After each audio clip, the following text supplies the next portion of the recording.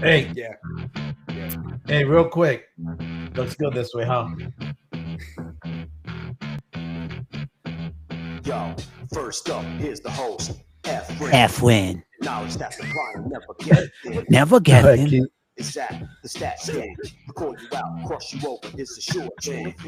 I tell no one better crazy knowledge. College. Jackie Jack on the grind. He never's on the show. On the show. Never slip, keep your grip. Tiggle's in the booth. Literally.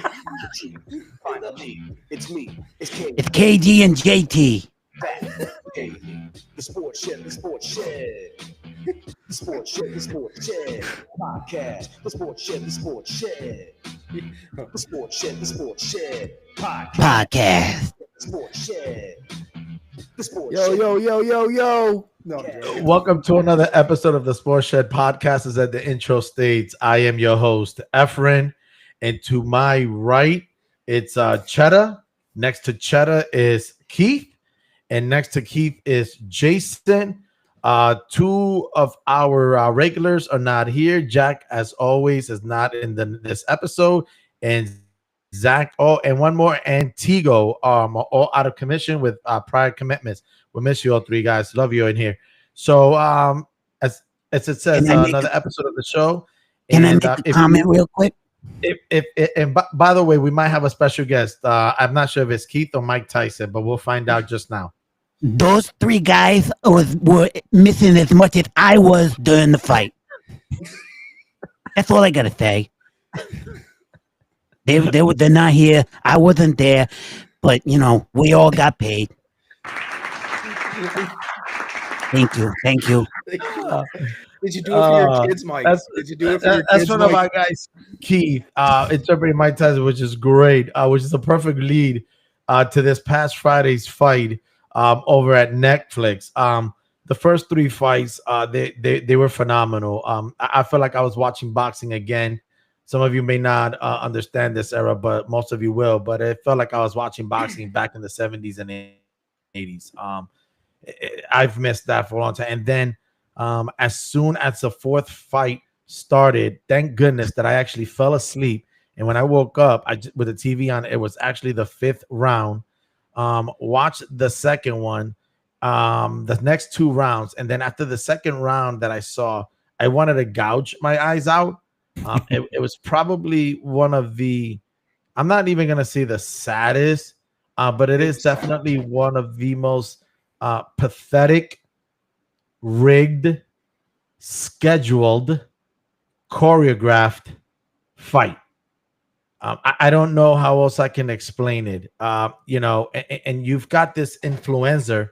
It was a cash grab. Basically, that is glorifying himself, fighting close to someone who's almost 60 years old.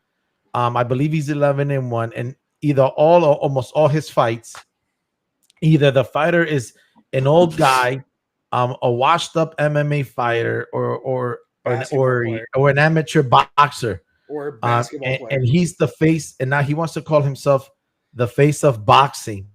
You're the face of something. Yeah, you could take all that dough and run it to the bank, and that's cool, man. You know, I get it. Mike, you got a nice little gift. you got a nice gimmick. Listen, for $20 million, Jake Paul, do me a favor. Do you mind if we can talk and sign up a match between you and Keith right here? Listen, he as you can see, he can choreograph the fight down to a T.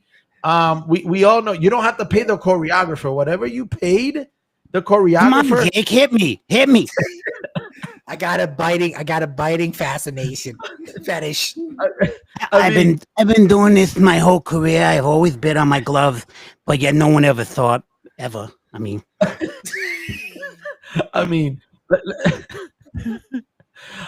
for 20, I think we could do 15 million. Yeah.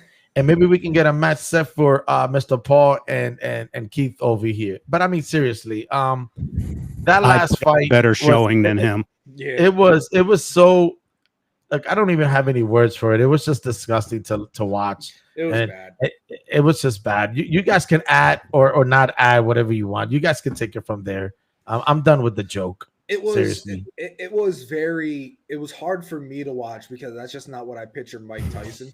How I picture Mike Tyson, or how I want to picture Mike Tyson. I picture Mike Tyson as one of the best, scariest men on planet Earth. So it's like it was very hard for me to watch it and like just watch it at that perspective. I'm glad he didn't get knocked out. If that was a clause in the contract, I don't know, don't care, don't want to see it ever again. But I'm glad that he did not get knocked out and or died in that ring, because that would have been bad. Personally, 100% cash grab. And I did pull. He wasn't going to 108 million people tuned in to watch that fight. 108 million. That is the most streamed fight in the history of anything. You've actually watched that many people watch a boxing match that saw Mike Tyson land only 18 punches. Yep. Bro, that's all he did was just land 18 punches. I mean, and he threw more punches first round in a 5-second Facebook reel or TikTok reel than he did that entire fight. He threw 97 punches. You can't tell me that's Tyson. That is not Tyson. He was. I don't know who that was. I'm going to be honest. I don't know who that was. It was all, listen, let's cut to the chase. My understanding is that in his contract, it said something about for him to collect the 20 million. If the fight only reached a certain round, he's only going to collect XYZ amount. So just on that alone, Jake Paul actually was the one that had, he wanted to choose the officials, the judges of the boxing match. Just him only is my understanding. And at the end of the day, I mean, come on, man. Come on. I mean, if they actually, you're fighting the promoter. You are going toe to toe with the promoter. So you really think, Jake Paul's going to lose? No, he's not going to lose. Like, listen, everything moving forward is going to be all choreographed, everything. And if this is what people want to watch, listen, I'm okay with it. People want to throw their hard-earned money. Listen, I'm okay with it. You spend whatever you want. But that I'm a hater or I'm jealous because he's making he's taking a sport that I grew up watching and turned it into a mockery. And that's what he's doing. For him to say, I want to be he's turning it into a mockery by him picking fights the way he is picking fights. And then talking like he has beat someone like a Canelo Alvarez or like a freaking what do you call it? What's his name? Forget it, but he's talking like he's beat some big names. He hasn't beat anybody. The only boxer he fought was freaking Fury's little brother, and he hasn't fought anybody. What I'm saying is, I'm okay if you want to take this and do a gimmick with it. I'm okay with it. Like the XFL is a gimmick. Okay, that's fine if that's what you want to do, but don't call it boxing. Don't call it I'm going to be the face of boxing. Don't call it that I wanted to be a boxer. Stephen A. Smith, I think it was this morning or yesterday, saying that he is no, he is not a boxer.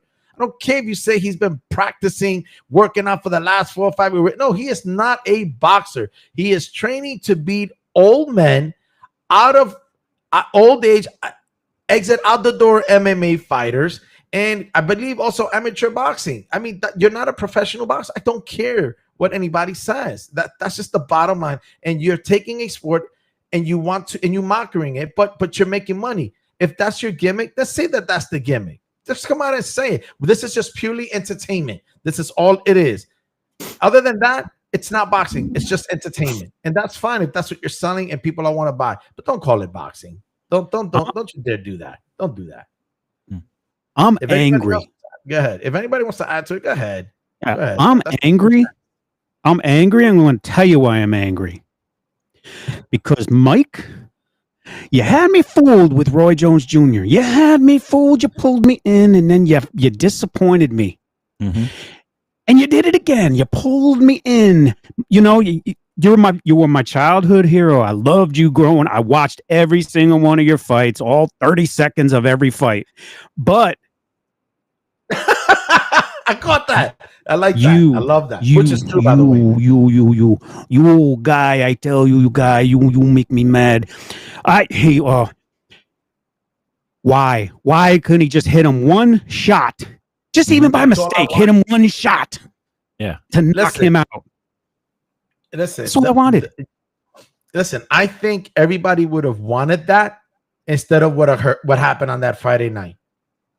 I mean, call me crazy, I was hoping for something, and it just didn't happen. but you know it wasn't gonna happen after the first round because you're just not a listen. He's at the end of the day, Jake Paul, he is a cash cow right now. It's what he is, and he's the flavor of the month. He's the entertainment right now. This is what people want to see. And it's watered down. That's all it is. It's just watered down entertainment that people would rather see. But I mean, the And first whether- round, you could tell Tyson was ready to fight him, and all of a sudden, like Jason said pre-show, Paul wrapped him up, and from what was said, he told him, "Hey, now, cool it down there, bro. Start biting on that glove, getting yourself out of the, don't start hitting me." Yeah, my chin can only take so much. Oh, I'm sorry, Jake. Maybe my kids are gonna be proud of me though if I knock you out. Sorry, Mike. You want that 20 million? Stop it. Okay. But my kids will still be proud of me though. I'm No, stop it. 58.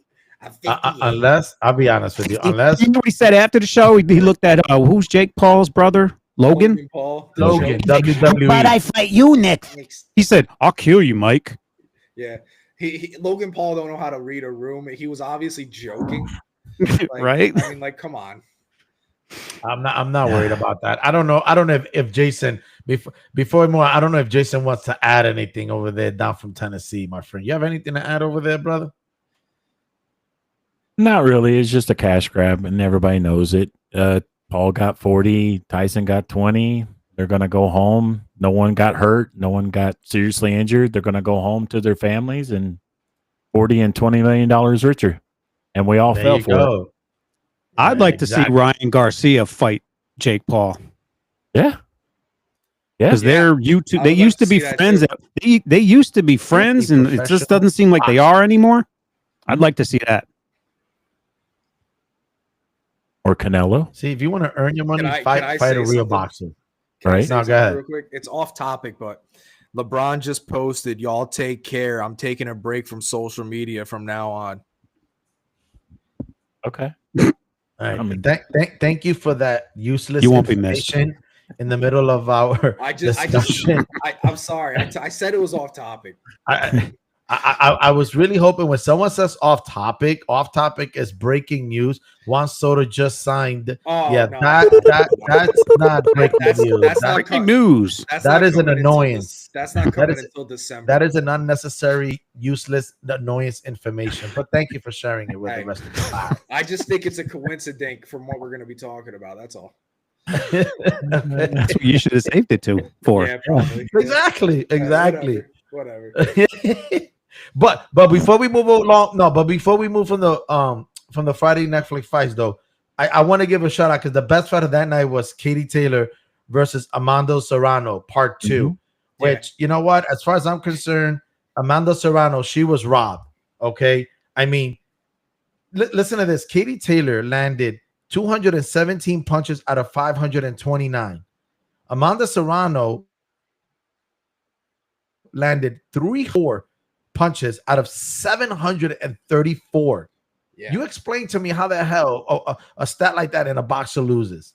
Everybody was saying, a lot of people were saying, I don't want to say everybody, a lot of people were saying that she was robbed from the fight. And in that fight, she got a point deducted because of the headbutt, which she actually caused the whole entire Crazy. time. Crazy. Explain that to me.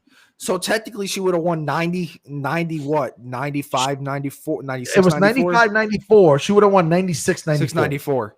That's ridiculous. She what was it? 170 more punches landed. She landed like another 110 more. Yeah, like it's And she threw almost 200 more.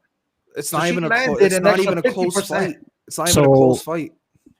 Are we back to that era of boxing where if you're like the champion, you automatically get an extra point or something? Is that what this is? I don't think No, so. no, no, no, I no. just think the judges were just complete idiots and didn't know what they were doing. It was. I saw the fight from But beginning. it was Actually, I didn't sanctioned, see the right? whole fight because Netflix wasn't working, and when Netflix came back, they were already in round number 5. So But wasn't it sanctioned by the Nevada Boxing Commission, Yes. right? Yes, no, this was in Texas. it was sanctioned by Texas. Sorry. First up, yeah. So Texas, the state has to sanction the match. Yes. Oh, Jesus. State, yeah. Mhm. Okay. Well, every judge had it exactly the same. So Yeah, they're all Yeah, dumb, so- and they should not judge ever again in their life. Mm. So I just tell Well, Miss the Miss third- Serrano, you won that fight. You won the first 2. she's I'm Puerto hoping that Rican, there's a too. trilogy. She's Puerto Rican Que too. viva Puerto Rico, mija. We're all proud of you. Let's go. So my thing is, do it a third time, but this time, knock her out. Make her part of the movie of Friday. Mm. That's all I'm saying. Yeah, they are having a trilogy. So they are having a I'm third hoping fight. they do. So I just wanted to mention that real quick. But moving along to this coming week, college football, because as the playoffs are gearing up, probably the season is going to end in about 2 or 3 weeks, depending on how many games schools have. Some have 2, some have 3. Then you got to throw in the conference championship games. But really, there's just a couple of, actually, I think 3 games that it matters. First, I'm gonna start with Kentucky at Texas first. All right, and people are like, "What are you talking about, Kentucky and Texas?" Well, besides the fact that Kentucky is in the SEC and Kentucky almost beat Georgia 13, they lost 13-12. They beat Ole Miss. And remind me, Jason, wasn't there another close loss they had? I'm trying to Tennessee. remember what Tennessee. Thank you.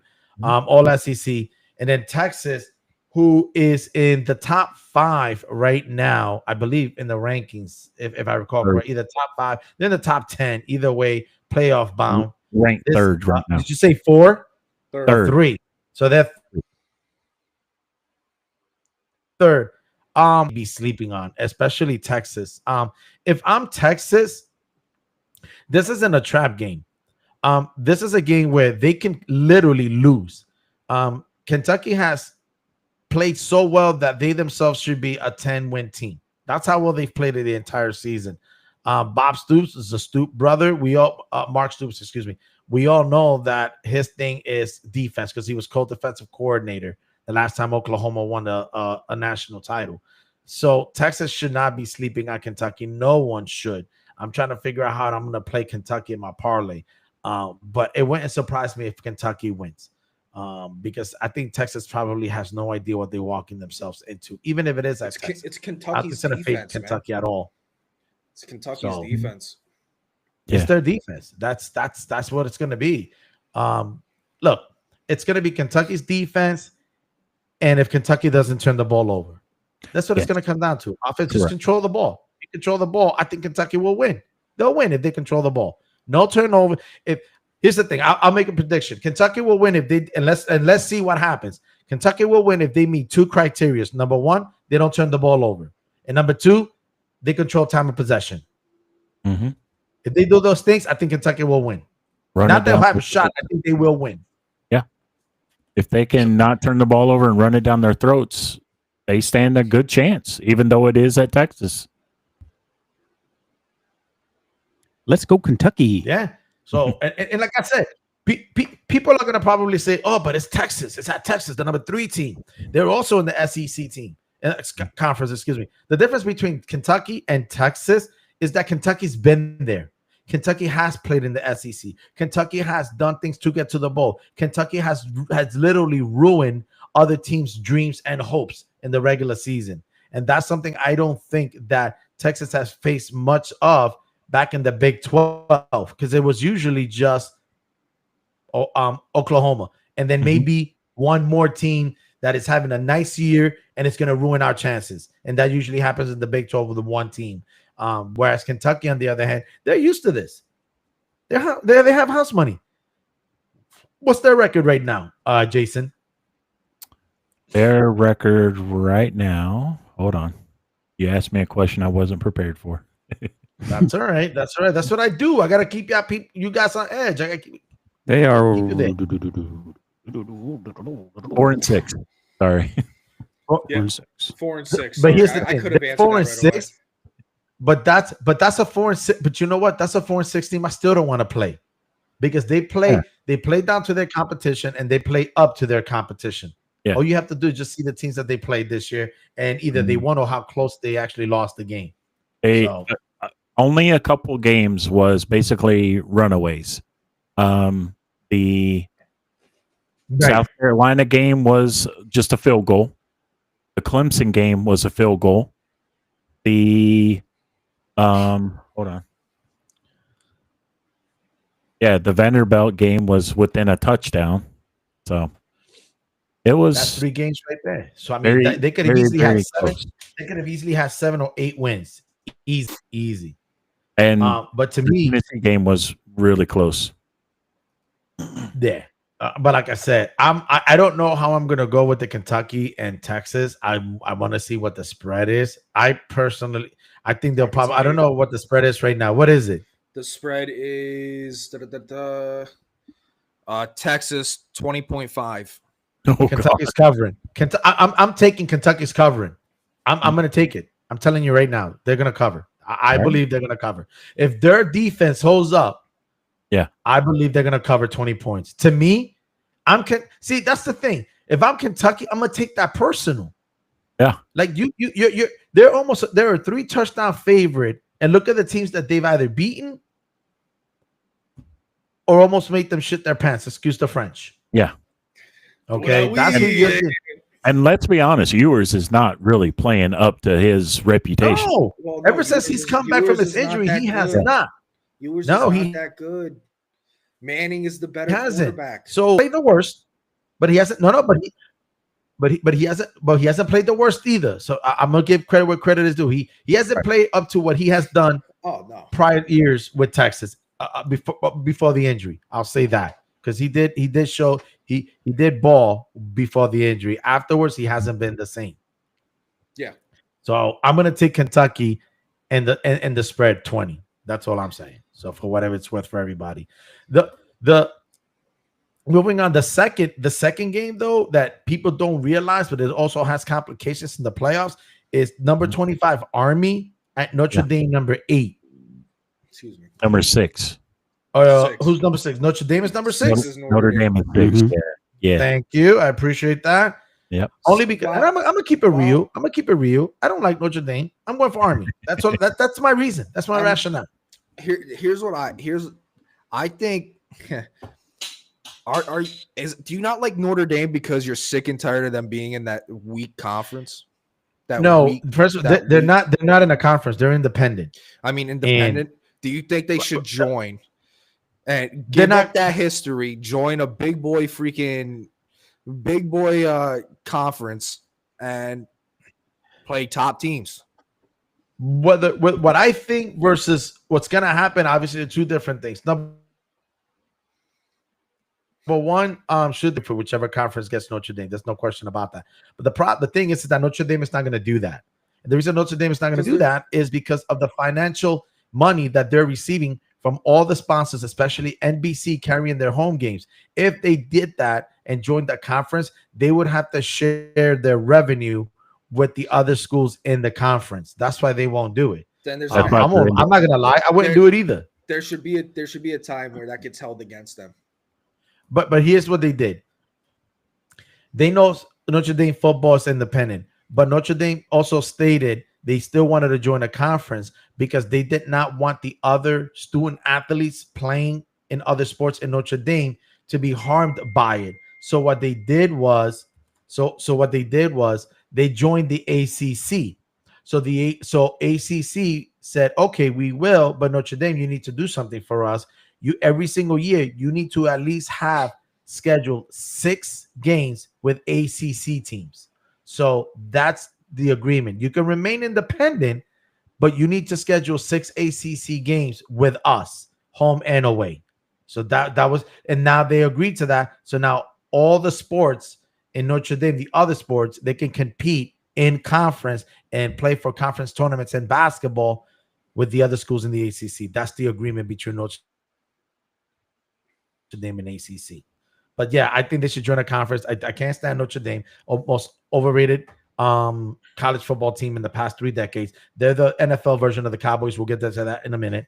So that's the reason why. I'm gonna keep it real. You ask my question, I'm gonna keep it real. That's it. You want to call me a hater? Call me a hater. I'm cool. No, I'm not calling you. I ain't bashful. I think they should join. I think they should join a big boy conference. Get it over. Exactly, guys. Just real quick, who do you guys have in that game? Army or Notre Dame? I want Army to win.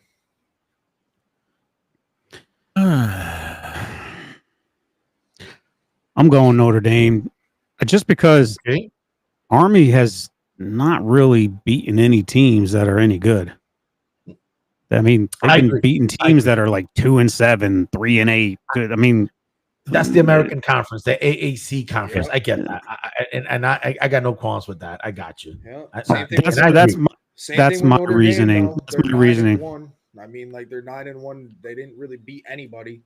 Like, Well, they still have they got Army and then they got USC at the end of the season. So again, it's not out of the norm. But Jason, who do you got, bud? Army or Notre Dame? East Carolina is the only team that they beat that is any good, and they're 6-4 right now. I got Notre Dame winning. That's cool. yo, Ain't no Keith, problem. Hey, listen. Sometimes you got to follow your Keith, instincts, check stats, and all that. Me, I just going I with got pure Notre feeling. Dame winning just because they're a more talented team. That's what I think. check MLB ESPN, Keith. MLB. Yeah, That's cheddar for you. So check it. we're gonna the biggest game of the weekend, obviously, which Yep. is number 5 Indiana at number 2 Ohio State. Honestly, 5 teams. I've got Ohio State. I've got Ohio State destroying Indiana, and I mean destroying. And here's why. Here's By why. how many points? By how many? Tell me what the spread is. For who? Who? Indiana, Ohio State. Oh, let me get there. What's the spread? I'll tell you right. It is Ohio State 13-point favorites. They're covering. I believe they're going to cover. Here's the stat. I believe Indiana's football program has been around for 103 years. This year is the first time in school history that they have a 10-win season. Okay. No. Let this part sink in, because if they lose, the only way they're going to get into the playoffs, it's not going undefeated. It's going undefeated by literally winning the Big Ten Conference title. Listen to this. Do you know that this year, all 10 wins of Indiana has been wins against teams that are not bowl eligible? That's number 1. Number 2, the in-conference wins is against the bottom 6 teams So in the Big Ten. So- Their best team that they beat, and we all know they're doing bad, and they're doing horrible by their standards. That's Michigan, and they're 5-5. So Michigan gets a pass because they're just having a down year. If they were built the way they typically are built, I don't see Indiana beating Michigan. If Indiana loses, which I believe they will, they're done. They're done. Period. They're done. They're not winning, because then you got Oregon undefeated, and then you got Ohio State and Oregon going into the Big Ten. They have a There's very no tough. way. They have a very tough end of the year schedule, don't they? There is no way that an SEC, heck, I'll even take an ACC team with 2 losses against an Indiana. I will take a 2-loss Big 12 team before I put Indiana in there. Indiana is having a The funny thing is that remarkable season. Part of the problem is that their schedule is horrible. It's horrible. The funny The thing schedule is horrible. is that that's your college basketball team. It is. Listen, I love the Hoosiers. Okay, they're ranked 16th. We'll get to that down the road. And I'm loving that season that Indiana football program is having. I love it. But if you really want to compare, they played no one. And then they gave their head coach, listen to this. This is his first year, by the way, from James Madison. We all know the season James Madison had last year. Okay. He came in, done a fantastic job. So he had signed for a 6-year deal initially for $27 million. Not bad. Nice little raise. So because of this season, they scratched that contract and gave him a brand new contract, 8 years, $72 million. Woo! Damn. They gave him Nick Saban money. Damn. Let me say this one more time. They gave him Nick Saban money. Yo, that dude better win. Y'all kidding me, right? Championships. You're kidding me, right? That is going to be the biggest buyout for Indiana in the future. Oh, that's my. another prediction I got. Wow, Okay. Good for that head coach. Damn. Right? I mean, listen, God bless you. Like, I would Listen, take God that bless you. I'm heartbeat. cool with it. Yo, he probably got that on his desk and he was like, "What? Okay." He sent it in. Thought it was a misprint. So I'm taking Indiana. I'm taking the points plus 13, and I see this as a total domination Ohio State. And this is gonna, unfortunately, in my opinion, is going to crush Indiana's football season. Gone. Who you guys have? Yeah, Ohio State. And I think they covered. I think they covered the spread as well. Like, I'm going As much as I Indiana. can't stand Ohio State. I'm going Indiana with the upset. Wait, who's going? Where you going? Ohio State. Indiana Somebody with said the- Indiana. He's Say going. Indiana with the upset. Wow. Jason's going Wow. Indiana. Jason is trying to get me riled up. That's Mhm, what it is. mhm. He's trying to get me. I can see it in his smile. I can see it, and in that Ewing, I can see. It. I like it. I like it. I'm sticking with Ohio State though. Just a quick note. Before we go on to the NBA, I just want to mention congratulations to Melo's son. He has committed to Syracuse. Yes, To sir. his dad's alma mater. I know Cheddar, Yes, but sir. especially And Zach. my oldest son Zachary, who is. We're I'm gonna golf- tell you how he became a Syracuse fan. You guys know the story how he became a Syracuse fan, knowing that this is a Hoosier family, or it was. So one day, Zachary, he had to have been. I'm not kidding.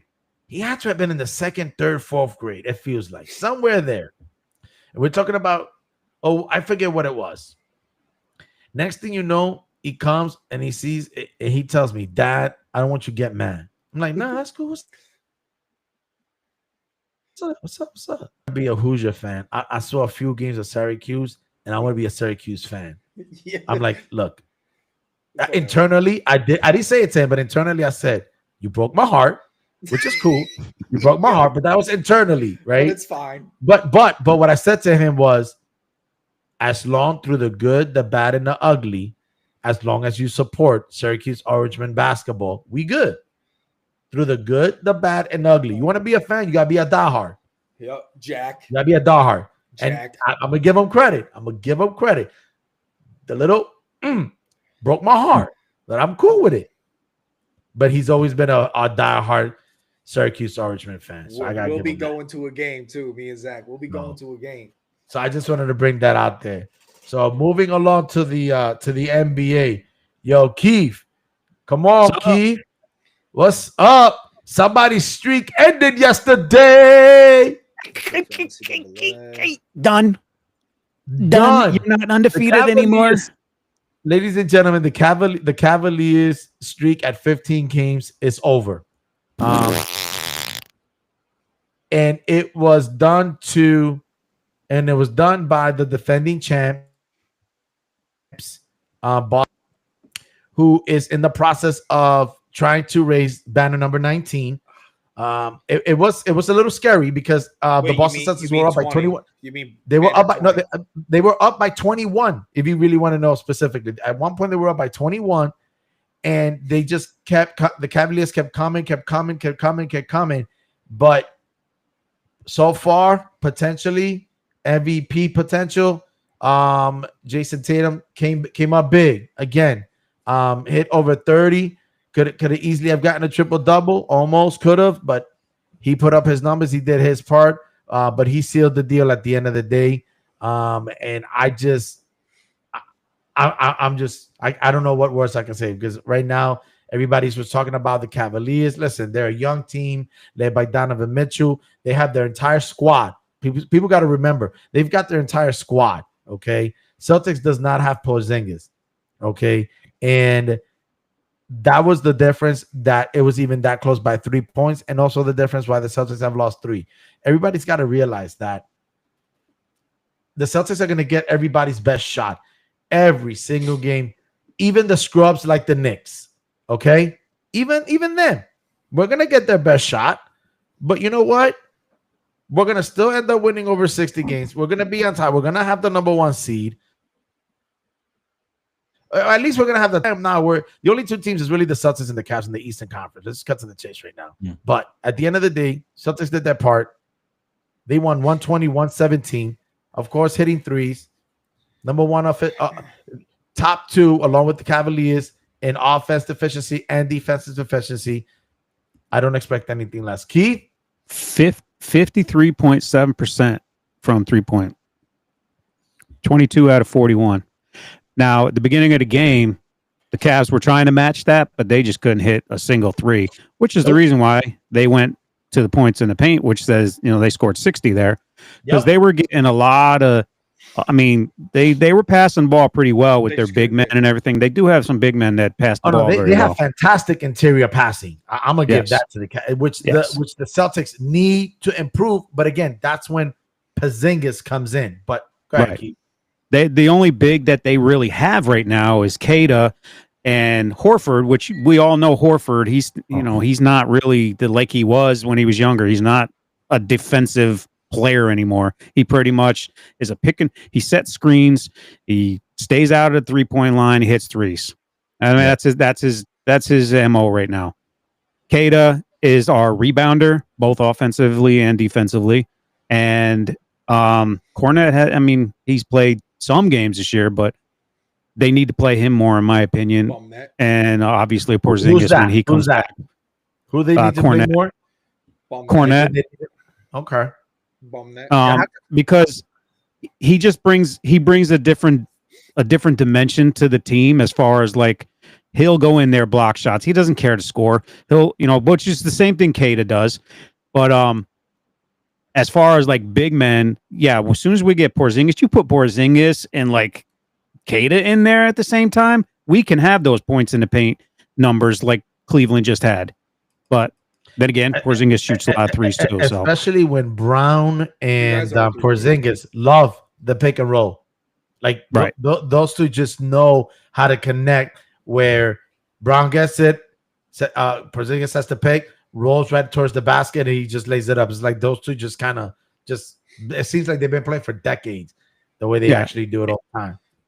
And that's why I'm impressed with Keita, is because he hasn't, he's what is this, his second or third year, but he plays as if he's been with them for 7 years, the way he plays, because when he sets a screen, he's setting a screen.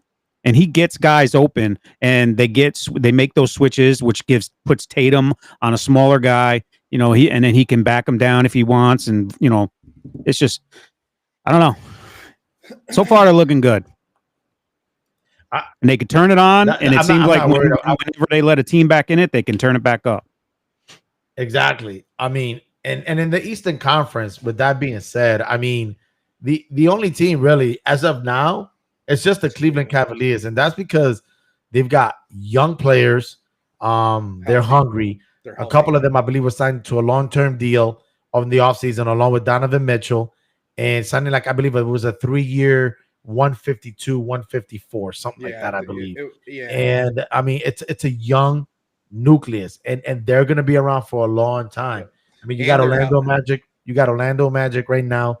That's number 3. And you got the Knicks right now that are at number 4, 8-6, and then the rest of the Eastern Conference is under 500. There really is nothing there as far as the Eastern Conference. I got no disrespect for the entire conference, but everyone saw that what the Celtics did to the Cavaliers, and the Eastern Conference just kind of need to be wide awake, and they got to understand that right now. You want to get to the NBA Finals, you have to get through Boston. It's just that simple. You want to win a title, you got to get through Boston. And I'm not too much worried about that. I'm not worried about Cleveland. I'm not worried about New York. I'm not worried about anybody in the Eastern Conference. So, because my favorite part, Keith, is those two, Cheddar and Tigo, wearing those Cowboy jerseys next year. That is my that's my motivation right now. The Eastern Finals. So I put up the Celtics next 10 games coming up. All right. Is there a team on there you're worried about? No. Name off those teams for me. Dub. No, those are Dub. dubs. Dub. The hardest game is the Cavs and December 1st. I see the Wizards, maybe Minnesota, Clippers. Clippers, Cavaliers, Nope. Pistons, Nope. Grizzlies, Nope. Timberwolves. I'm gonna be Nope. honest. I'm gonna be honest. I see them winning every single one of those games.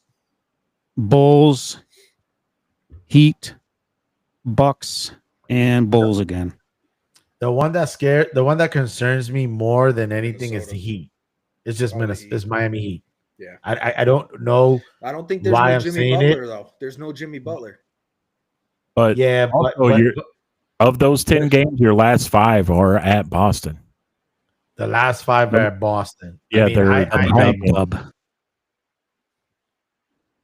I have games at Boston. I don't know where that Miami Heat and Celtics game is at, but that would be the one game that I think it's just for some reason Miami Heat just the last 3, 4, 5 years it just feels like Miami Heat is just It's the coaching. It's Miami Heat at Boston Celtics. That's I'll take Boston obviously, but it's just Heat. Out of all the next 10 games is Miami Heat that concerns me the most. Just because they tend to have our number every year. They always pull off a few wins when they have to. They're very well coached. They're just a very well coached team. They prepare well. I mean, the Knicks in the conference are 8-6. I mean, they're there. They're gonna hang in there. They'll get better. They're Keith. They're the stepchild in the Eastern Conference. That the baby brother, or not spoiled because they haven't won anything. The Knicks will finish either second or third in the Eastern Conference. Orlando Magic are going to drop off like they always do. Yeah. I think Orlando Magic is going to finish in the top 4. Yeah, you all. I believe they are. Yeah, they are. They're going to finish 4th behind Knicks, Cavs, and Celtics. I would be more afraid of the Magic than the Heat. That's just me. Just me. That's true. You are going to. I mean, they're just another young team, So I mean, at that point, you could pick which one. But really, everybody in the East is a young team. Boston's kind of getting there. We're hitting our prime, so you got to remember they're 26, 27. Miami's kind of old. Philly, we can't discuss Philly. We can't discuss. You got this year's 6th Man of the Year award coming off the bench for the C's. Richard, bang! Hitting threes like there's no tomorrow. Hitting threes like there's no tomorrow. Can we talk about the shit? He said, "I do this. I do this," is what he said after he hit 1-3 in yesterday's game. Listen, look, in the Eastern Conference, I think Cheddar hit it right on the head. I think the biggest disappointment, more than anything else in the Eastern Conference, is the Philadelphia 76ers.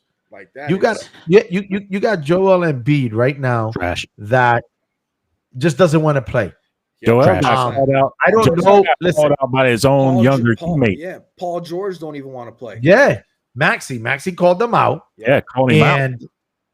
Yeah, it's like he shows up late.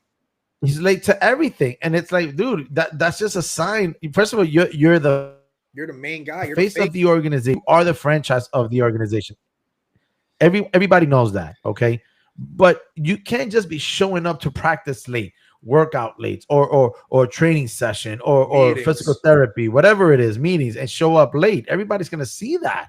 It's not that hard to. You're not gonna miss a 7-footer walking in through that freaking arena. That's not really that hard to miss. Yep. So you got to show up when you have to. And this thing about him possibly being injured, I question if he is injured. You didn't have a problem in the Olympics. Yeah, I don't. You played. I don't buy that. True. Okay, so as far as injury, Supposedly he played with the bum knee and everything. In I'm the trying to figure. playoffs. I'm trying to figure out what injury do you have, because if you're saying you have I an got- injury, then why do you go to the Olympics? That's I my know- question. I know what the injury is. Heart. He doesn't have a heart. He don't have Like I heart said, to you play the can't. game. You can't teach that. And like I said, I'm not going to sit here and say that he's not injured. He could be injured. Don't get me wrong. But He he played could be. But then why'd you go to the Olympics? and to play through it in the playoffs. Exactly. Why'd you So- do that when you could have been healing?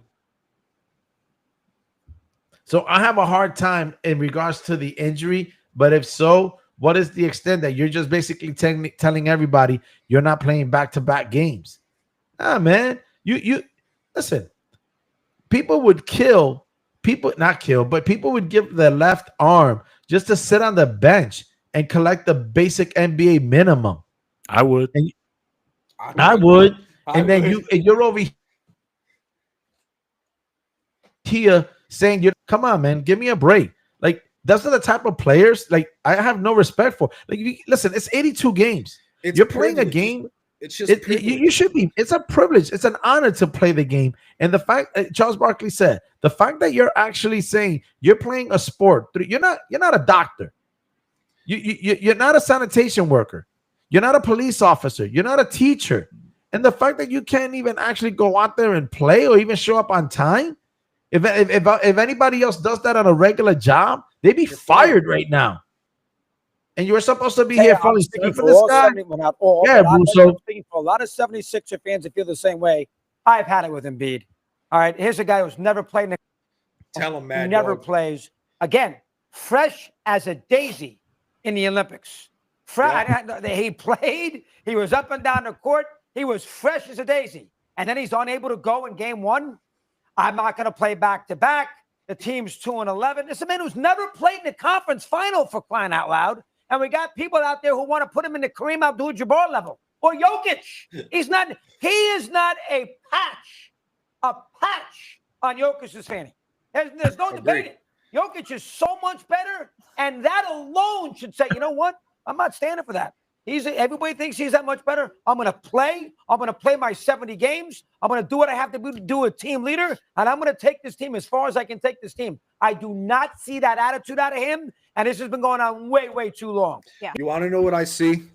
I see someone that doesn't want to be a Philadelphia 76er and is just scared to come out and say it because he knows the backlash he's going to get from the fans and the organization and his teammates. I think he does not want to be. I don't think he wants to be a Philadelphia. I don't think he wants to be a Philadelphia 76er. Then see, I'm just gonna push back a little bit on that, because if that's the case, then why sign the extension?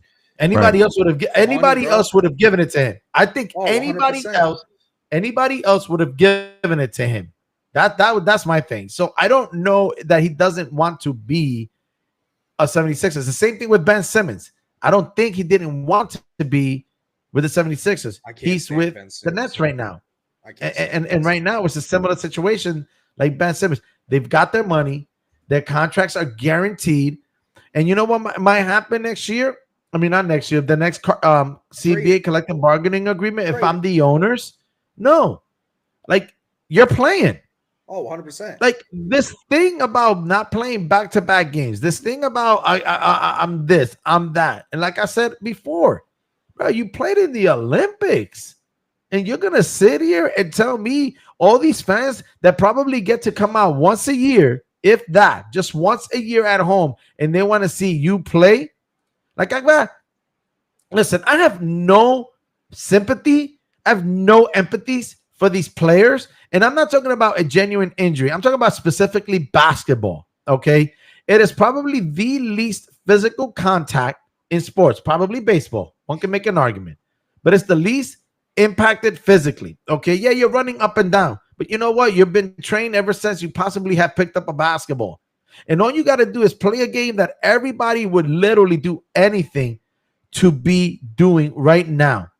And you've got the audacity to tell everybody that you're not going to do this while everybody's got to pay over $100, $200, $300 of tickets to go see a game with the hopes that you may not even play. You serious, man? You're kidding me, right? And Cheddar, this is the reason why you got to come to the Celtics, okay? This is the whole reason right here. I'm not coming to the Jason Celtics. Tatum said he Yeah. will not miss a game because there might be that one fan that wants to just come see him play for the first time ever. And that Yeah, could be that game that he's sitting out. I am not going to a Celtics. No, I'm good, bro. I got my seat right here next to me. I'm good. Never. Come on, Teddy. You can sit right next to me. Never. Never. How many games Oh, are in the man. NBA right now? How many games are we in? 82? with the season? 82. No. How many games in are we? 16. Oh, Yeah. He's played 3 games. Oh, And it's only played, I believe, what, 20 minutes? Something like 30 that? minutes a game. 30? Minutes a game. 3 30 games. minutes. 14.7 points, 32 field goal percentage. Yeah, he don't want to be there, bro. He doesn't want to play. He Yeah, doesn't I don't wanna think play. he wants to play, period. He That's doesn't what I wanna think. play. He doesn't want to play. No. He doesn't want to play. So Straight dookie You know what they trash. should have did? They should have took that money they gave to Embiid and gave it to Maxey. They should have gave that money to Maxey.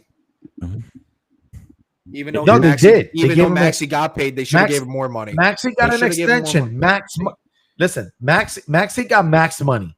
Paul George got max money. Yeah, that's another Embiid person got that max should have money. got paid. All 3 of them got their max. Yes, Yeah. all 3 of them. So, and they now Maxey is hurt. Paul George was hurt at the beginning. None of this has worked out. Like to sign. Listen, Paul George is another one. He's another one. Mhm. You know, he's to Not me. I even- can't tell if he's related to Kawhi Kawhi Leonard. Kawhi, Kawhi Dude, Leonard. I don't know if Kawhi he's even Leonard- related. Kawhi Leonard's another person that irritates the freaking piss out of me, man.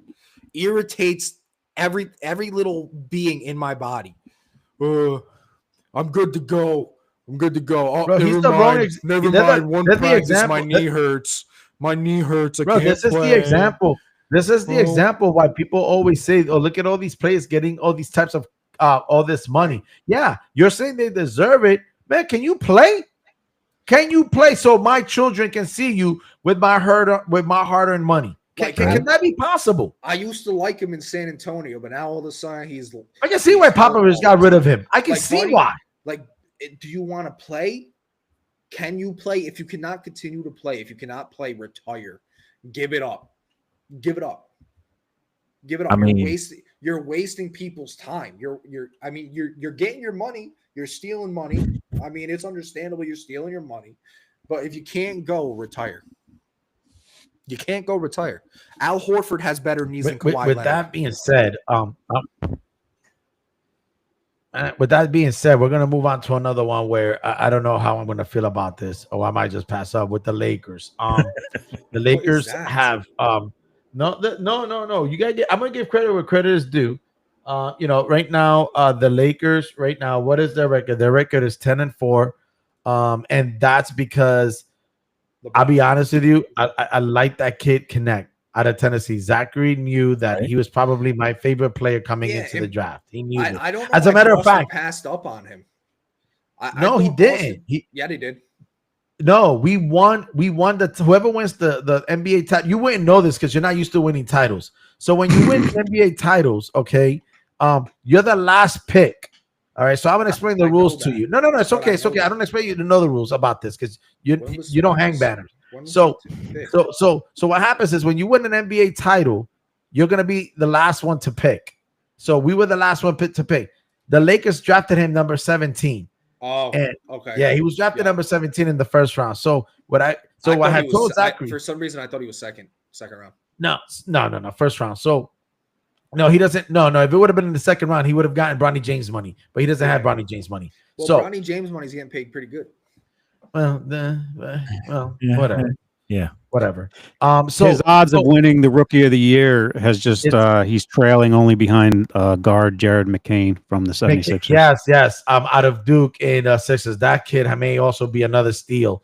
But Yeah. the kid connect. The kid the other day, what is it? 37 points, and he hit 9 threes. I mean, the kid. What I like about this, what I love about the story of this kid is he went to a JUCO school, 2 years to junior college and play at Tennessee.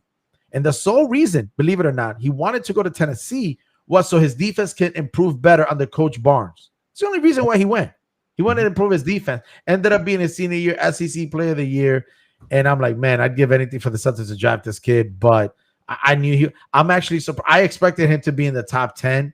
He wasn't. He was drafted 17th, which I think the first 16s are going to regret it, depending on, how well their picks do. But I think most of them are going to regret it. He had 9 threes the other night, and the Lakers are 10-4. They're playing well. And that's because they have someone that can shoot from the outside consistently now. And that was the piece I think that they were missing. And you never know what they may do moving forward. So like I said, I'm going to give where credit is due. The only thing that is really right now, I believe, is embarrassing the Lakers really is that other kid over at the G League. Everybody wants to talk about you mean how at his parents' house. You mean at his parents' house. I mean, because he's not traveling on the road. And I know someone told me that 4 or 5 other players were not on the road with him or they didn't travel either. But you have to understand that he's going to get the biggest criticism because many people out there. Listen, the way I look at it is this. You're going to give somebody attention, you better be good at what you do. Okay? And let's just be honest. He's not that good. No. Let it go. Do you want me to sing that song? Let it go. Let it go. You're not that good. You're not that good in the NBA league. Okay. I wish I had the video. I wish I would have sent it to you. Someone said he's like another podcaster. He's not even good enough to even play for a Power 1 conference team. Power 4 in this case, conference team. The best he should have done is go to a mid-major and stay there for 4 years. And I probably can almost say that this kid would have improved dramatically. 100%. But the only reason why this kid is in the NBA is to fulfill his dad's wishes to play with his son and be the first father and son NBA. In my humble, honest, unbiased opinion, I really believe that that's the sole reason why he was drafted. 100%. If you're telling me that this kid needs so much work, so much improvement, then why would you have him go to the NBA when you know damn well he's going to get drafted? He's getting drafted. He's not going to get passed by the Lakers. That's not going to happen. I don't know why we're all treating this as a secret. Okay? And if you want so now all of a sudden, this kid decides, let me rephrase that, because I don't know who decided for him that he's not traveling on the road. He's not flying commercial. Now, so I'll cop to the fact that nepotism happens everywhere. We all know that. It happens. Hey, listen, it happens. That's just the world. But now it's getting to the point where now not only does he not want to fly, travel on the road, not him per se, but the organization. We'll say the organization for now, because they have the final say on it. And his daddy. And then not fly commercial. Now, you got that clip for me? Somebody got that Ryan Clark clip for me? Got you. I appreciate it, brother. Yo, Ryan Clark. Play the clip. Hit that little dose of reality to this young man in the Lakers organizations, please. It's like Bronny James not traveling with the team on road games. And Fred, you saying, well, they stay at the Courtyard Marriott. What has Bronny James done that he shouldn't be able to stay at the Courtyard Marriott? You say, well, by commercial. Nothing. What Bronny James done where he should be too good to fly commercial? Nothing. It isn't about where you came from, how you were raised, what your parents had. Professional sports is about how well you can contribute. And you don't get treated differently because of your parents. You get treated differently because of your ability to contribute. And if I'm Bronny James, which I'm not, and I haven't grown up that way, I'm begging Rich Paul, I'm begging JJ Redick, I'm begging my father, please let me travel with this team. My father. Let me stay at the Courtyard Marriott. Please let me fly commercial. Please let me go somewhere where I'm going to get up more than 6 shots in 3 games to not only prove it to my organization that I'm worthy of being on this team, but to my damn self. Yeah. Now, what Ryan Clark said is no one is saying that this is Bronny James or LeBron or his mom or Rich Paul, his agent, who I'm blaming again. I'm blaming until proven otherwise. I'm blaming the Lakers organization because someone had to sign off on this. Okay, Jenny Buss, the buck stops with her. Okay, she had to be convinced, or unless it was her idea, which I highly doubt, had to approve all this. So I'm going to put the blame at the end of the day to the organization. But I want to know is whose dumbass idea it was to bring it up to her attention. At some point, that had to get funneled through the GM, the president, James. the CEO, mom, dad, the agent, the head coach. Someone had to do talking. Like, someone had to do this. When And is someone did this. Someone did this. Someone did this. Then this. Then this. And Jenny Buss said, "Okay." can Bronny just like grow up and like speak for himself? Like honestly, like You mean grow up? You mean grow a set? grow a Well, set, again, grow up, speak for himself. When it's hard. Listen, I'm not. Listen, There's no there. Listen, there is no way in Bronny James's head that he thinks he is good enough to where he should not play on road games with the G League team. There is no way. There's no physical way he honestly thinks that. when you constantly hear, "Oh man, 6'2", he gets a couple of steals, he gets a couple of blocks. Wait, he gets a couple of steals, he gets a couple of blocks. He makes the right pass in a specific situation. He doesn't. And I'm just saying what the people have said, not me. I'm not saying this. At the right situation to get the basket in the bucket, and he could potentially be a phenomenal, bro. Again, I'm gonna say it again till I'm telling you. So to where I can't live anymore. Please, someone explain to me what you see that I don't see. That's all I'm asking. So, and to this date, I haven't. there was I was watching the podcast with Melo's podcast with his son when he announced.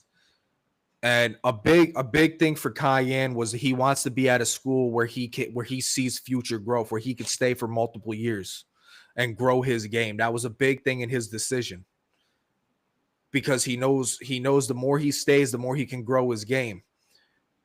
I don't see how like Bronny could just be like and I think Cayenne's 10 times better than Bronny James.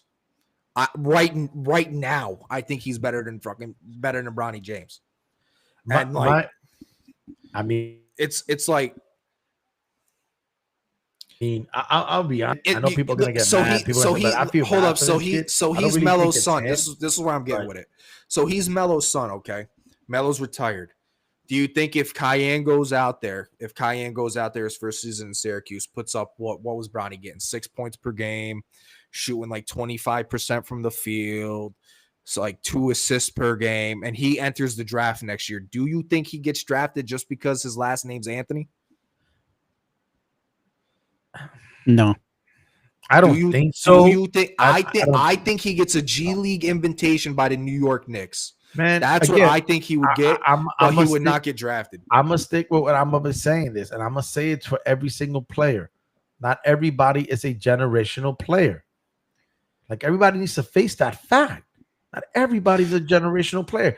I would love to see these players to stay for 3 years, but I know it's not gonna happen.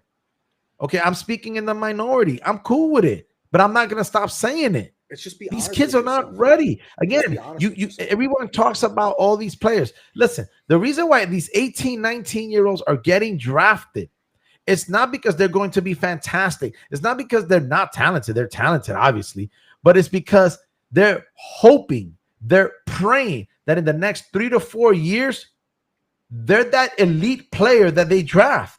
That's why it's so easy to just draft a bunch of 18, 19, 20-year-olds. That's what this G League was created for, in the hopes of finding a superstar in the making. That's what this is about. This is his stats in the G League, bro. The G League. Like, Now, my question is, okay, I get people's argument where they say his strengths are. Now, with those strengths you're saying that he has, wouldn't you want the ball to be facilitated through him more? Because in my opinion, when I watch when I watch him play, there's times he barely even touches the ball on offense. He stands in the corner, and that's all he does. He just sits in the corner. Now, I don't know if it's because he's doing it. I don't know if it's because they're telling him to do it. But if that's the case and you're going to put somebody in the wing, then give me somebody that can shoot. Right. That's your main job, is to shoot three. Right. If you're telling me that this kid needed improvement, you're telling me he's not shooting, he's just dead. Man, put the ball in his hand. Listen, I don't know what to tell you, man, but you got to shoot. You got to shoot. You either got to shoot or play elite defense. I mean, straight up elite. And I think that this is what they think of him. I say, Keith, you would understand this better. I don't know if Jason would. I know Cheddar wouldn't. Okay. Everybody's talking about the G League, developmental. We want to improve. Keith, back in the days, that's what we would call and listen to these so-called experts and all, a project.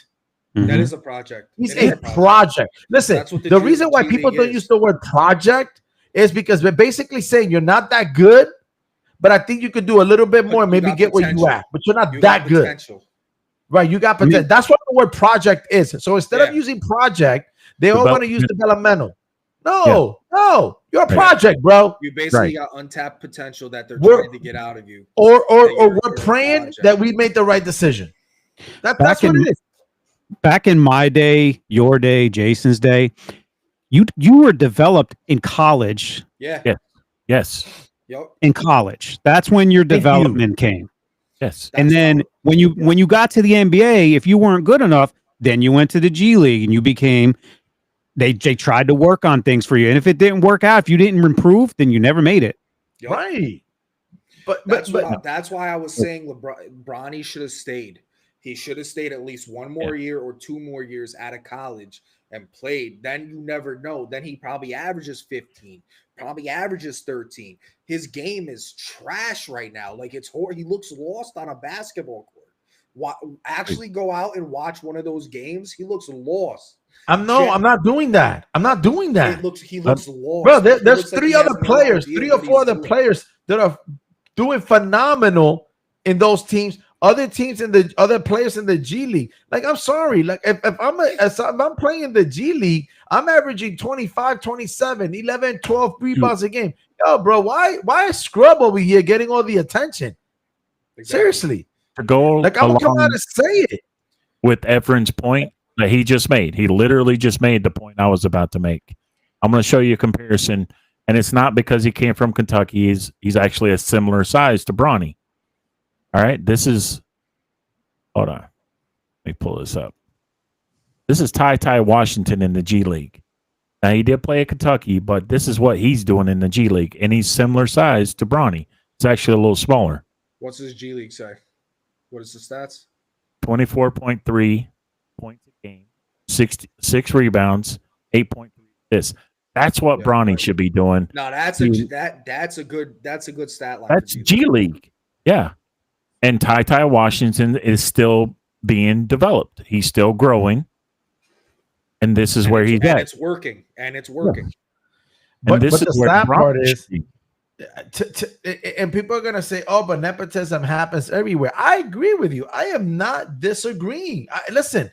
I'm not disagreeing with that. But what I'm saying is, as far as the nepotism, to me, if you're going to use that and you're going to be, you know, that he's your son, man, at least be saying, you know what, man, his son is pretty good. He just happens to use a little leverage because of who he is. All right, listen, let's all be honest. He's good enough to have made it, but I can understand why. The kid is not even that good, so why is he in there? Why is he in there? Exactly. Why is he in there? Like, I don't understand. I'm sorry. I think if any potential is going to come out of it, it's going to be at least 5 to 6 years from now, if any. You know? So with that being said, I know that was a nice topic. I'm sure I'm going to hear comments later on. And that's okay. That's okay. You know, that's fine. You know, I mean, I'm not defending somebody that's not that good. But Put that's them in the comment section. Right. That's exactly. I mean, it is what it is. I mean, yeah. So moving along with the NFL. All right. Obviously, let's just cut to the chase. Lions is taking care of business. There you go. There's your intro, Jason. I'm gonna tell you what. I'm gonna be honest with you. I called it. I never really one of those where, man, I wish they were just good so I can enjoy a football game in Thanksgiving. That's all I ever wanted, Jason. That is all. I'm like, man, I wish they were good. Damn, I got to see these Lions 2-10. Ah, gosh. All right, let's just watch it. We got nothing else to watch. 10. So that's really what I wanted when I was a kid growing up on Thanksgiving Day watching the Lions. But for me, my favorite part, even though they weren't that good, my favorite part was watching Barry Sanders. That was the highlight of my young days, being a kid. I'm gonna be honest. Maybe honest. So the Lions on a roll right now.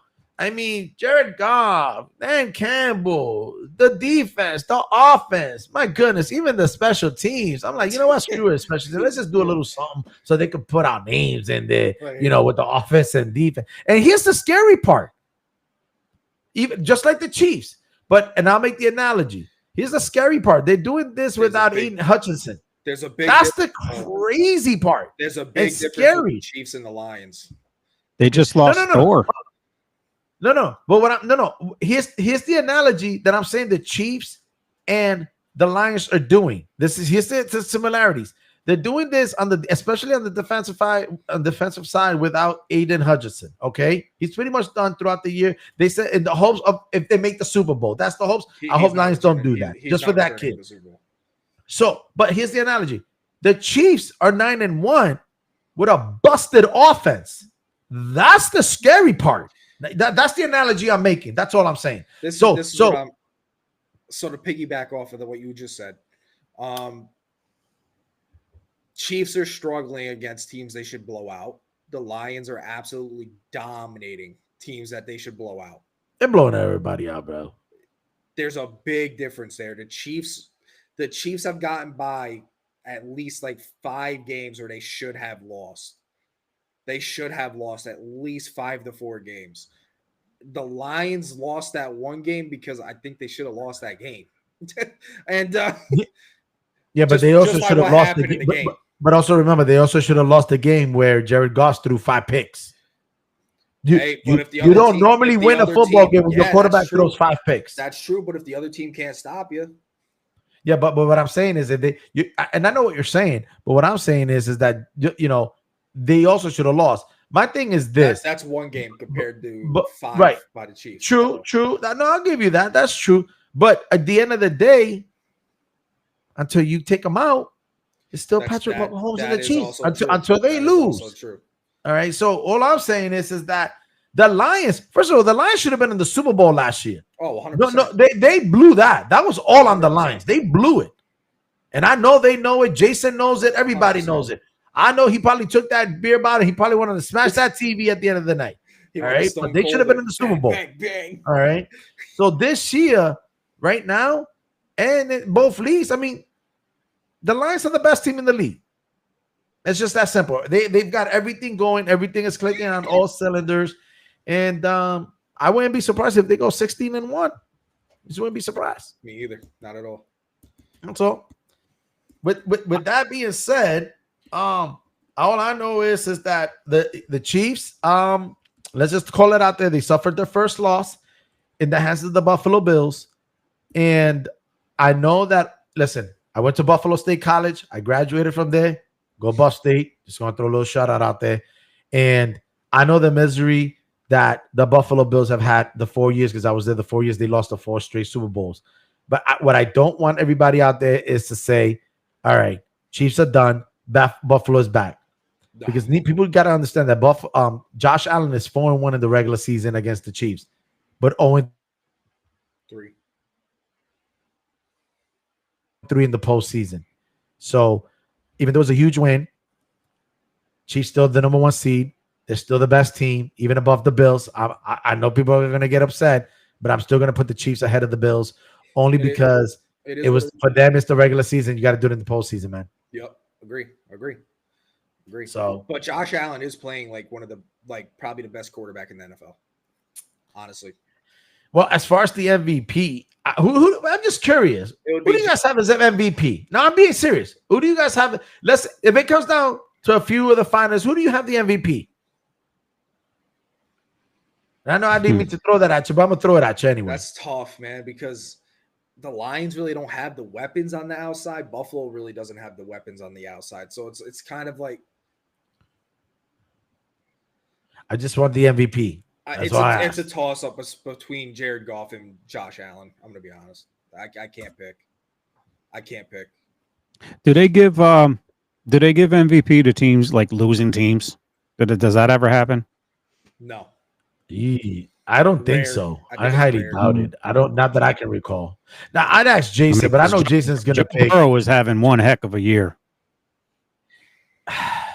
Man, 27 touchdowns, 4 interceptions. Yeah, I don't know. I think it has to be between Jared Goff or Josh Allen. I'm gonna tell you my MVP choice, Saquon Barkley. Or Saquon, because without Saquon, Philly is absolute dog. Yeah. Look, I'm not taking anything away from Jared Goff. I'll take that away from the man. But everyone, and it's one of those where that your team is so good, unfortunately, sometimes it counts against you. That's the sad part about MVP races or any other award. The reason I say Saquon Barkley is because, number one, Jared Goff and the Lions were expected to be in the Super Bowl. That's my reason. Now, I don't mean to take away Jared Goff's season. He's having a fantastic season. But without Saquon Barkley, I don't think the Eagles would be this good. Nah, the Eagles are dog water without Saquon. To me, it's down to Saquon Barkley and Josh Allen. And even Josh Allen, I'm sorry, even Saquon Barkley is not even being talked about. Yeah, I would say the crazy part. I would say those are my top 3. Josh Allen, Jared Goff, and Saquon. I think last show I said Saquon. So who do you guys have? I'll go Lamar over Josh Allen. Okay. In my opinion. Okay. I mean, he's got better numbers than him. They are losing games they shouldn't lose though. So, but that's a team thing. We're talking MVP. That's individual. Yeah, but MVP. But here's the question: the thing is that MVP has many definitions, especially by those that are voting. Some say, like you said, Keith, stats. Some also include how important they are to their team record-wise. So yeah, you're not right and you're not wrong either. It depends on who casts the votes and what they decide what they think in their own opinion, what is going to get them their vote. So it's all a matter of who you ask. So I think Josh Allen, Jared Goff, Saquon Barkley. Those are my 3. All right. And you can ask me any other day, and I'll probably just flip flop. Right? Last episode I said Saquon. This episode I'm gonna say Josh Allen. Okay. I'm gonna take Jason's it's taking Jared Goff. Sure. All right. I mean, cut to the chase. Sure. We're gonna go record wise. Yeah, I'm going. Let's rip that Randy right. Just to get this. Just real quick, I won't last on it. I just say a quick shout out to my Seahawks. They beat the 49ers. They went 5-5. They're 5-5 right now. They stand 3rd in the league only because the Rams are 5-5. They lost head-to-head to the Rams. And the 49ers are dead last, even though they're 5-5. And the Cardinals are in first place, 6-4. So the next 3 weeks, we play the Cardinals twice and the Jets once. So those are wins. When we do it, just want to throw a little quick shout out to go Hawks. I say we got to give Jason a little time to talk about his Lions. Yeah, we didn't really give him any time to talk. Go ahead. I need the man to speak up. Speak up. Come on, ying-a-ling-a-ling. Well, my MVP obviously is Jared Goff. Represent. But I did have my 3: Jared Goff, Lamar, and Saquon. Respectable. But I have to say, a lot of people, especially professionals that do this for a living, I'm not even going to mention his name, are not giving Jared Goff his freaking credit of what he's doing that? this year in the league. Who? Oh, you want to know? I'll Yeah, show who? you. There's Me? no way. Are you serious? I thought I was nice. No, I believe you. I'm like, man, it can't be me. I'm like, I'm speaking highly of Jared Goff. I'm only saying the Don't- reason he probably don't- won't win the MVP is Oh, because that bum. him. Oh my god. Oh my gosh. The new, by the way, for the That record, the bum. new face of Fox Sports, really? That bum. Like, I mean, Can you what find a does- clip of what he said? Like, That what does dude he has a not? fake What for does he radio. not say? Like, what does he not say for clickbait, man? He's horrible. Nick Wright, by the way, for those of you who are wondering. it's Nick Wright. They called Jared Goff a civilian. Well, I mean, he is. He's What? alive. Just walked onto an NFL field. Yeah. What? Yes. Called him a civilian. What? Yeah. I'm gonna still keep saying what? What? Like, What? crazy. Like, now, What? if he said that about Daniel Jones, I'd be like, okay. I mean, Goff is on a historic Hall of Fame, first ballot Hall of Famer season. He has 3 games where he has less than 2 incompletions.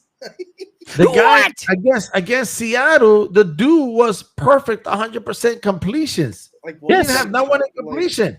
He's had 2 If I- games where he's been perfect. Yeah, like if I didn't even know that. That's crazy. His Like, come on. Get him off of TV. I'm not. Listen, I'm not worried about. Basically, look. Like, I mean, maybe he's trying to be the new version of Skip Bayless. I don't know. You know, I don't know. I mean, or maybe he wants to be like Stephen A. Smith, be like a shock jock, so to speak. I don't know. yeah, you know, I don't know what to tell you. So, I mean, look, at the end of the day, the Detroit Lions, it's just, look, I don't listen, unless you have more information you want to give us, Jason. That's as close as you're going to get to a perfect team so far this year. Detroit is really good, Yeah, man. I don't want to like go off on into a tangent or anything, but I just want to say we got to give Jared Goff his flowers. We can't be saying like the Detroit Lions are going to be a great team in spite of Jared Goff. They're a great team because of Jared Goff. That's what I think. Now we have some really good weapons around him, but that team was designed and built because of Jared Goff and his talents. I agree, because they look, at the end of the day, they gave him the weapons, they gave him the running game. He could do play. His thing was play action under Sean McVay. His specialty is Play action. the play action. Yeah, and He's got a running game. He's got a running game. we act like play action is not like, It's a big part. I don't know. We act like it's not like I don't know how to phrase it, but we act like it's the knuckleball in MLB. Like the knuckleball is beautiful when you do it right.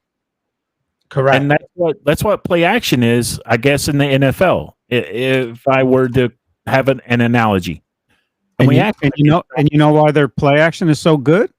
Because of Montgomery and Gibbs. yeah, absolutely. I'm telling you, Dan Campbell is basically saying what I've been saying. You've got to have a two-headed monster. This isn't that one running back, a one-person back anymore. Mhm. It isn't. You need 2 running backs. The Yeah. question then it's going to become is the time when their rookie contracts are up, and are they willing to like Pay it. make the same amount of money that's equivalent, say, to one, like a I Derrick mean, Henry?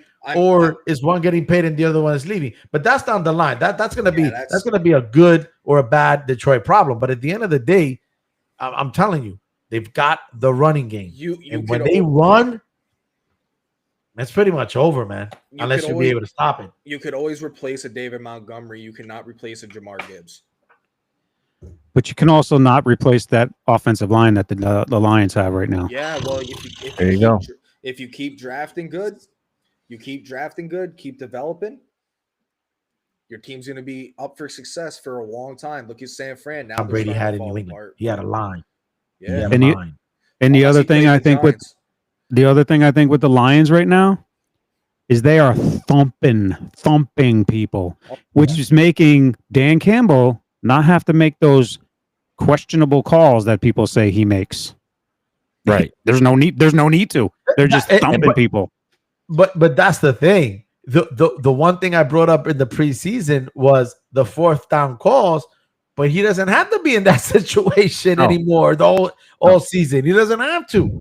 Nope. Why would he have to go 4th and goal or 4th and 2 on the other opponent side of the field? They haven't been in that position. So you're ready? They just- So the Detroit Lions had 7 people run the ball against Jacksonville.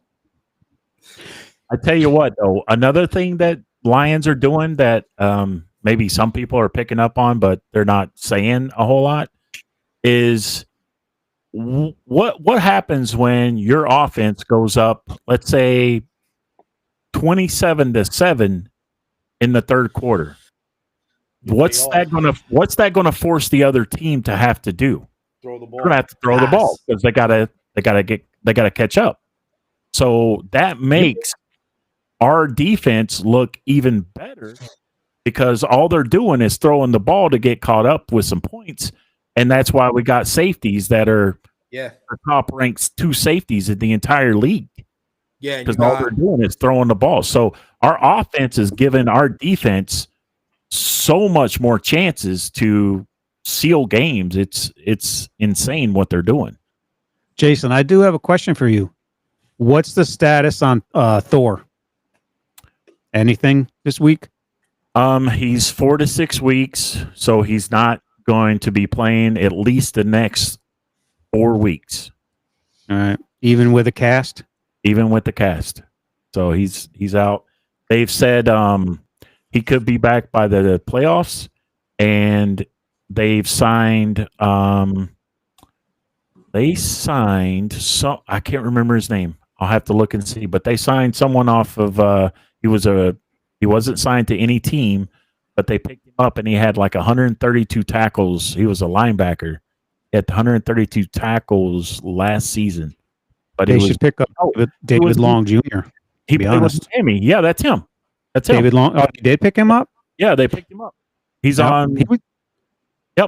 He's on the Lions practice He was our squad right now. he was our captain this year. He was one of our captains. Yeah, you guys cut him like 5 games in or something. Yeah, we just cut him like last week. Oh, Before last week's game. well, the Lions signed him. There you go. There it is. Man. Well, all I know is that I'm gonna have a good Thanksgiving.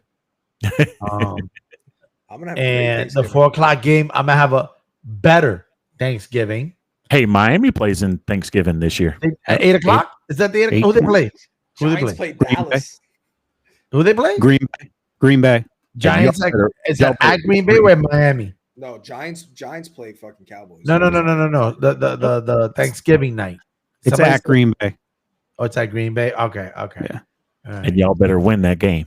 So that it's not Hey. personal. Hey, I'd rather get hot at the end of the year, like I said, than Yeah. what we did last year. Like I said, I hate saying this, but I don't think a 9-win team is going to make the playoffs this year in the AFC. It's going to take 10 wins, just because of everything that's going on. All the teams that won. I think a 10-win team. That's what it's going to take. There's Win some 10 good games. teams in the That's AFC, and I'll I know. I'll be the first to admit it. There's some good teams in the AFC. Mhm. It's just a matter of who you end up playing. God, So, I know and it's me and funny Efren picked the Steelers, right? Didn't we pick the Steelers to I did. to Efren did beat too. who? Efren to did win too. their conference for one? Yes, I did. I actually have them up in the AFC Championship, Steelers and the Chiefs. That's who I have in the AFC Championship game. So, Okay. but it's funny because now that you mentioned the AFC, the as far as good teams, the not so good teams is the Jets are done. They fired the general manager. That's a joke. And I knew it. You know what? I knew I shouldn't have gone with the Aaron Rodgers because so far, right now, out of the 8 teams that right now this season would end, out of the 8, and the only one was the Jets. So I I should have stuck with my gut. You're wearing a jersey, a Jet jersey. You suck. Team's not that good. General manager was fired. Was there for 6 years. Every year was under 500, and The owner is too. the owner is more concerned about being an ambassador of some country, so that's probably why. But at the end of the day, Jets are not that good. They suck, and they're done because they're the Jets. So that's what I got to say about that. G-T-S, suck. Suck. Miami, on the other hand, I got some life. They're looking like the old Miami right now. And we have a very favorable schedule. And so right now, I mean, I don't know. anybody see the difference that is made when Tua's on the field versus when he's not on the field? Yeah, I don't even think that that's even up for discussion. To be honest, I think it's just so obvious, like you said, Jason. It's just obvious. It's obvious, man. Yeah, I agree with that. But until and you know how it is, man. And then until you reach 500, you can't even talk playoffs. You know, that's the unfortunate part. Yeah. You know, so Miami is trending in the right way. We're the 9th seed right now. Yep. So again, just keep winning. That's all you got to do. I just don't think 9 wins will do it. You never know. But again, just put a streak. Reach 500, you're 7-7. You're right back in the game. That's all that matters. So I mean, they're 4-6 now. They got Patriots this week. They got Green Bay on Thanksgiving. I mean, Green Bay is probably going to be our toughest game that we have left. But you'll need to win that. That's the one you just gotta win it. You gotta win it. So I gotta figure out what my picks are. But I think if Miami's got to reach 500, like I said. Well, if they beat to be considered, and we got to let them have it. We warned you about the Giants, bro. I'm not going to front. We got the Texans too, so that's going to be tough. Yeah. Oh! As far as the Texans, wait. See, why you got to do that? You first say the Packers, then you got to throw the Texans in at the end. Why you got to do that? I wasn't. But they can still lose that Texas game, and if they win the next 3, that's what I'm saying. What are they? 4-7 right now? 4-6. 4-6. 4-6.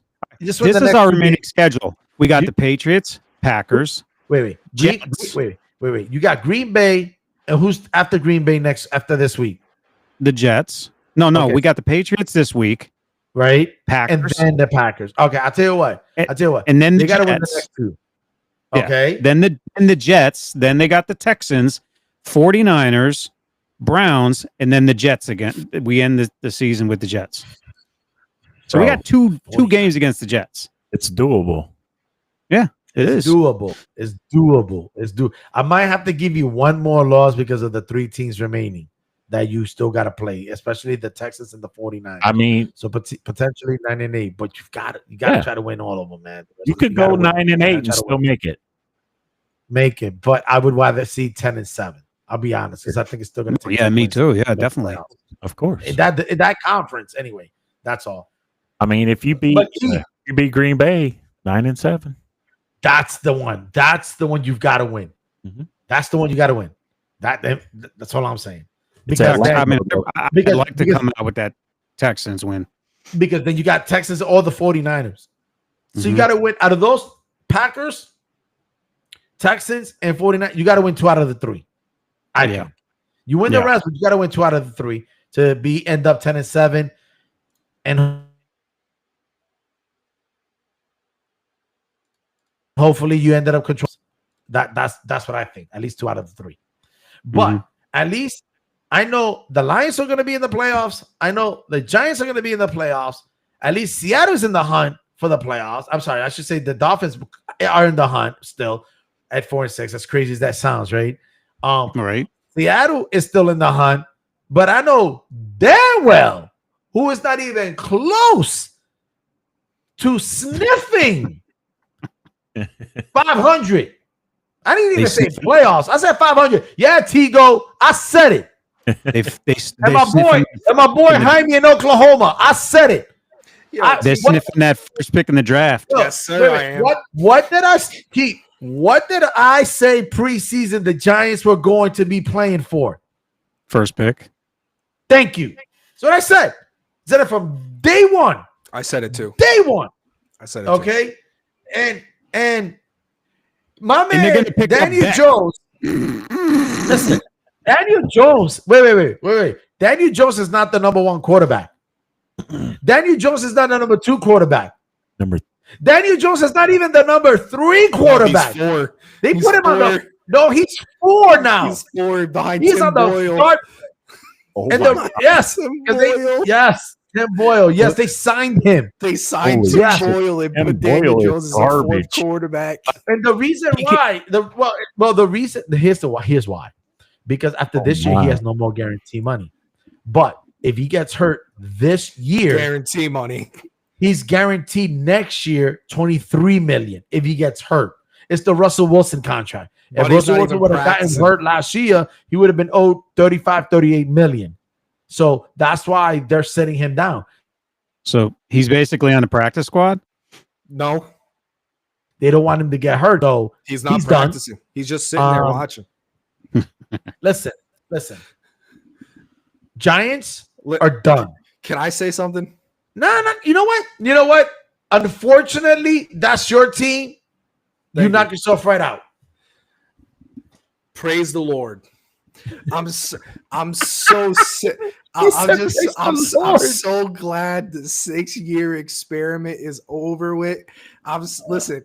I jumped for joy when I heard that press conference after that game with Brian Dable got asked, "Is Daniel Jones a starter?" And he said, "We got to evaluate our team and watch film to give you an answer on that."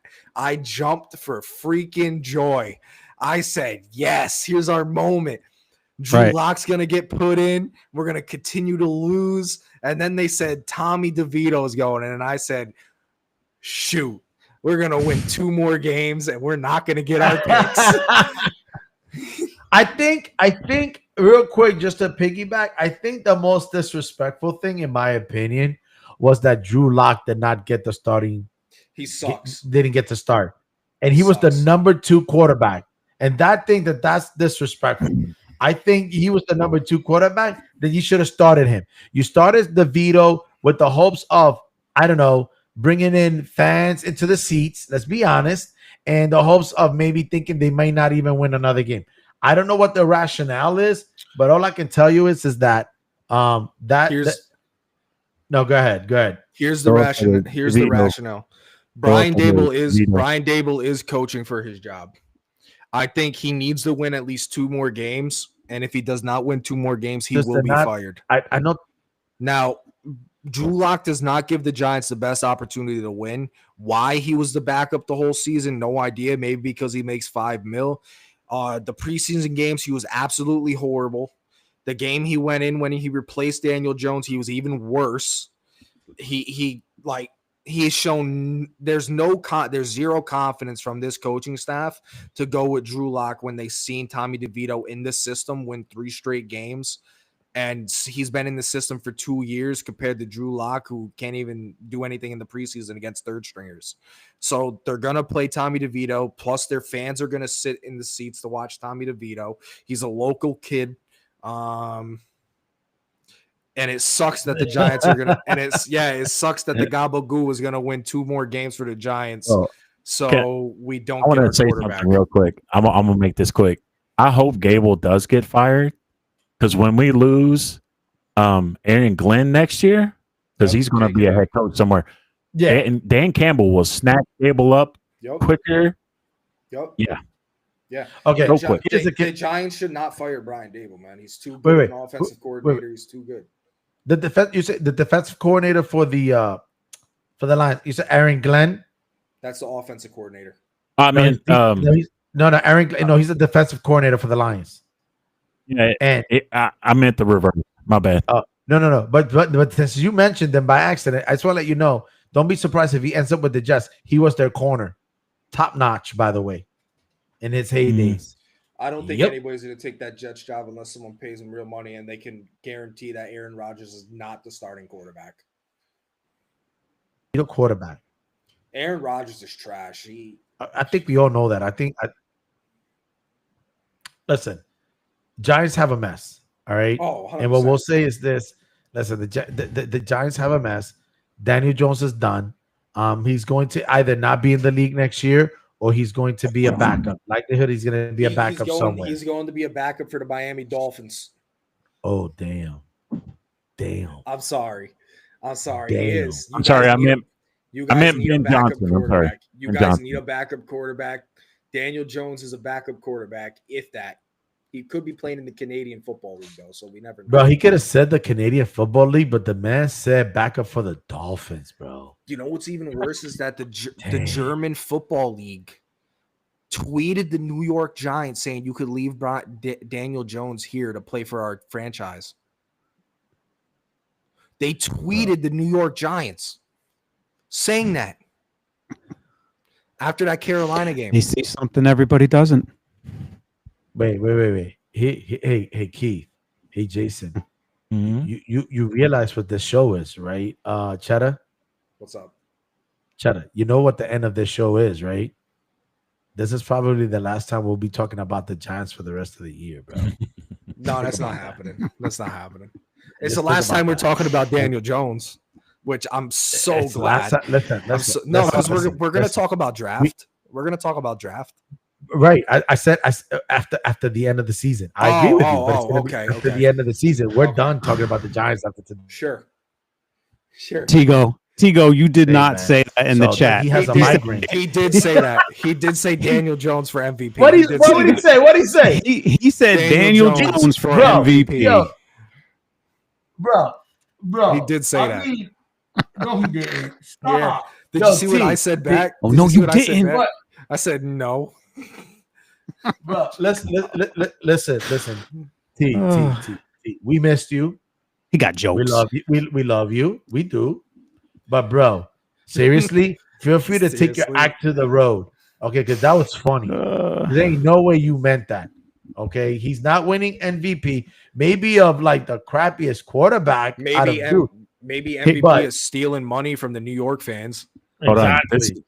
I want to take this back a little bit. This is Go the ahead. this is the only mention that the Giants are going to get going forward as long as I'm on this show. Okay. Oh man. Oh No, boy. man. What?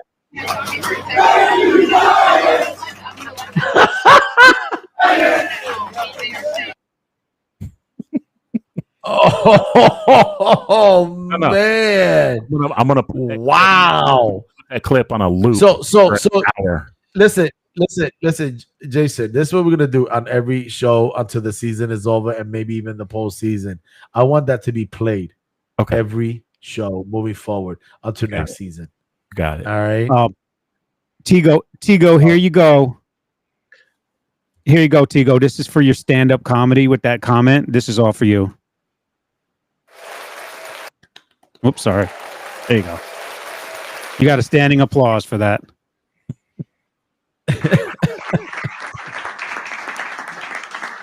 Now get off the stage.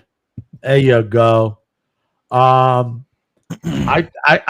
think this I think this is gonna be the best ending right now. So what I will say is I just want to thank everybody out there. Efren, wait. Efren, Oh, I'm sorry, guys. You guys got something to say? No, please. I Go got ahead. something to say. I'm stealing your quote for tonight, Efren. All right, brother. Go ahead. Do your thing. Okay, here we go. Wait. Unless let me Cheddar say needs to something say real quick. something first. Let me Okay, say go ahead, something. Cheddar. Yeah. Congratulations, the 76ers Big Three are actually playing tonight. Yeah, they're still gonna lose. Yeah, exactly. Moving on. Jason, you got anything to say, bud? Go Lions. All right. Go Wouldn't expect Giants. anything less. Get the Ready? first pick. All yours, brother. Thank y'all for coming out. God bless and good night. Cue the music. Cue the music.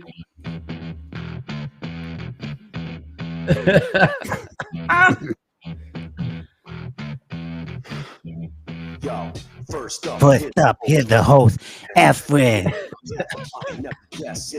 Next in line. I just want to do this for my kids. My kids are gonna be so proud of me. They're gonna be the happiest kids in the world. Love you, Tigo. I miss you, Tigo. Jack, Zach, I miss you all. Come out, Hey, watch my Zach. next fight. It'll be a lot better, I promise. So, I'm going up so, against my kid. so, so to make it clear what Keith, aka Mike Tyson, said, as I always said, thank you for coming out. God bless every single one of you, and good night. The Sports Shed Podcast. The Sports Shed Podcast.